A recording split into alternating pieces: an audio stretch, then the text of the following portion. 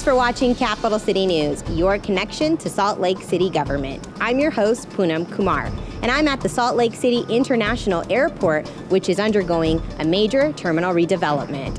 On this week's show, we'll be talking to an airport representative about travel tips during this holiday season. And our History Minute is about the one and only Dr. Seuss for National Novel Writing Month. Let's start off with our legislative update and look back. At its November 15th meeting, the City Council signed a joint resolution with the mayor supporting the Standing Rock Sioux Tribe's opposition to the Dakota Access Pipeline. The resolution details possible negative impacts of the pipeline and discourages any action related to the pipeline that would harm or destroy the tribe's ancestral lands, waters, and sacred sites. More than 200 people attended the formal meeting. That night, the council also approved $280,000 for emergency winter homeless shelter funding, $230,000 of which will be used for additional beds at St. Vincent de Paul.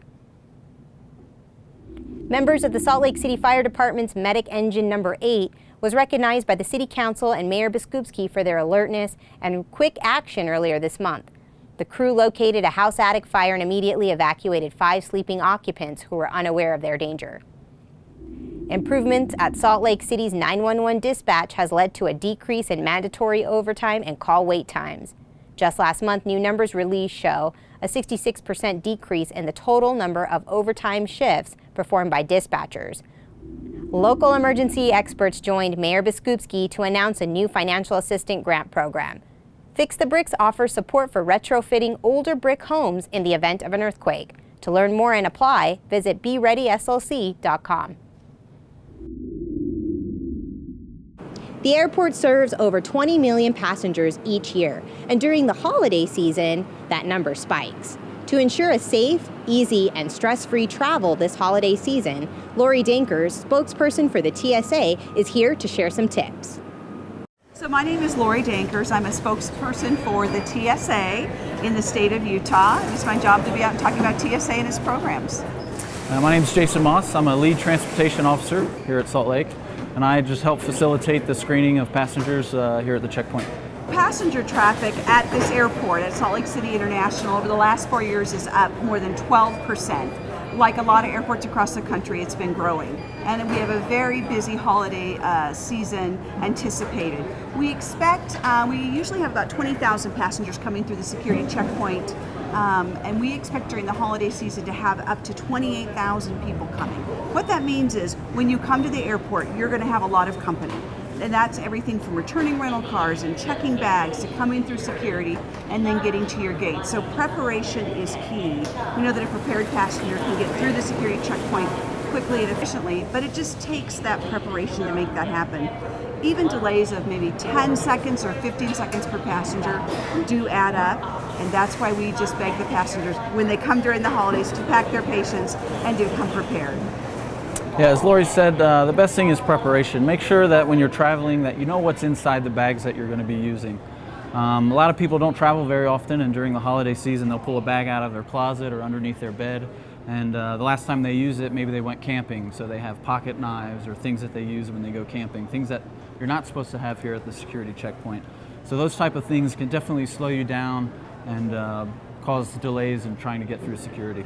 So right now we're in a pre-holiday period, but as we move closer to Thanksgiving and as we move closer to the Christmas time, the volumes of passengers will peak. And so we're recommending 2 hours.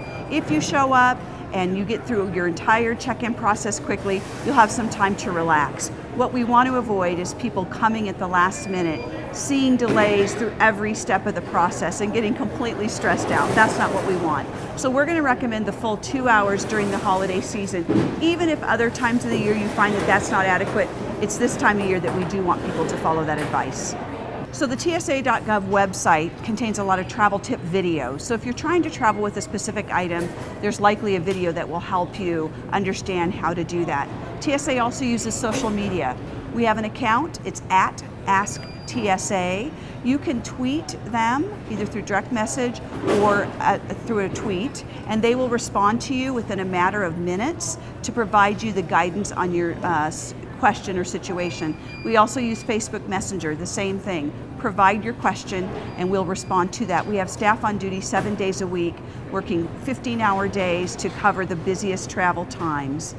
You can also include pictures of things that you want to bring. Would this be allowed? We're able to make a determination. We know that prepared traveler is going to be the happiest traveler, and so those are great resources for people to use. And now it's time for History Minute. Theodore Geisel, better known as Dr. Seuss, is renowned the world over for his children's books. And Vladimir Nabokov is renowned the world over for his novel about one child in particular. No one would expect the writers of such two drastically different types of material would become friends, but that's exactly what happened, and it happened right here in Salt Lake City. The year was 1949, and the University of Utah had invited these two writers, among others, to speak to fellow writers and students for a 10-day conference. The two got along famously, and Seuss even wrote a poem about butterflies for Nabokov while in Salt Lake City, and he later included the character of Vladikov, a black-bottomed eagle, in the story of Horton Hears a Who. In his memoir, Nabokov described Seuss as a charming man and one of the most gifted people.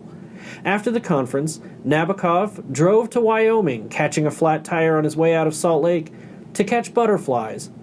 Before he left, Seuss insisted on taking a swim in the Great Salt Lake. "I need to know what it feels like," he said. That's it for this episode of Capital City News, where we do our best to keep you in the know. Thanks for watching. We hope you tune in next time. For SLC TV, I'm Poonam Kumar.